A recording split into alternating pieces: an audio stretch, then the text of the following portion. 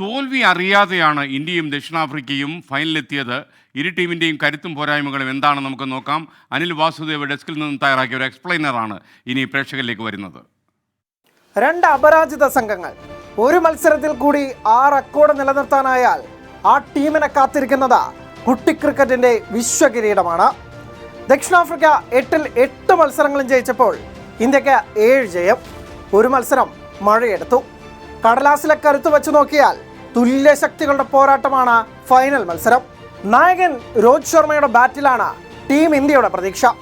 3 അർദ്ധ സെഞ്ചുറികൾ ഉൾപ്പെടെ 248 റൺസാണ് ഇന്ത്യൻ നായകന്റെ സമ്പാദ്യം. സൂര്യകുമാർ യാദവ്, ഋഷഭ് പന്ത് എന്നിവരും ടൂർണമെന്റിൽ ബാറ്റ് കൊണ്ട് തിളങ്ങിയവർ. ഹാർദിക് പാണ്ഡ്യയുടെ ഓൾറൗണ്ട് മികവും ഇന്ത്യക്ക് കരുത്താവുന്നു. 15 വിക്കറ്റ് എടുത്ത അർഷദീപ് സിംഗും 13 വിക്കറ്റ് എടുത്ത ജസ്പ്രീത് ബുംറയും ദക്ഷിണാഫ്രിക്കയ്ക്ക് വെല്ലുവിളിയാകും.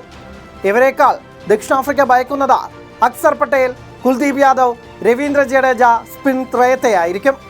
അതേസമയം വിശ്വസ്തനായ വിരാട് കോഹ്ലിയുടെ മോശം ഫോമിൽ ആശങ്കയുണ്ട്. രോഹിത് പറഞ്ഞതുപോലെ കലാശക്കളിയിൽ കോഹ്ലി മിന്നിക്കുമെന്ന് കരുതാം.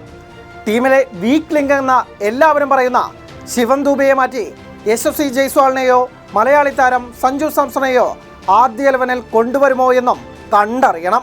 പേരുകേട്ട വെടിക്കെട്ട് ബാറ്റർമാരുണ്ടെങ്കിലും ബൗളർമാരുടെ മികവിലാണ് ദക്ഷിണാഫ്രിക്ക ഫൈനലിലെത്തിയത്. Kagiso Rabada, Anrich Nortje, Marco Jansen pace ത്രയവും തബ്രൈസ് ഷംസി, കേശവ് മഹാരാജ് സ്പിൻ ജോഡിയും ഇന്ത്യക്ക് നാശം വിതയ്ക്കാൻ പോന്നവർ. Quinton de Kock, Heinrich Klaasen, David Miller, Tristan Stubbs, Aiden Markram ഇവർ കളം നിറഞ്ഞാൽ ഇന്ത്യ പേടിക്കണം. 2020 ലോകകപ്പിലെ നേർക്കുനേർ പോരിൽ ഇന്ത്യക്ക് ആധിപത്യമുണ്ട്. 6-ൽ 4 മത്സരങ്ങളും ജയിച്ചത് ഇന്ത്യയാണ്.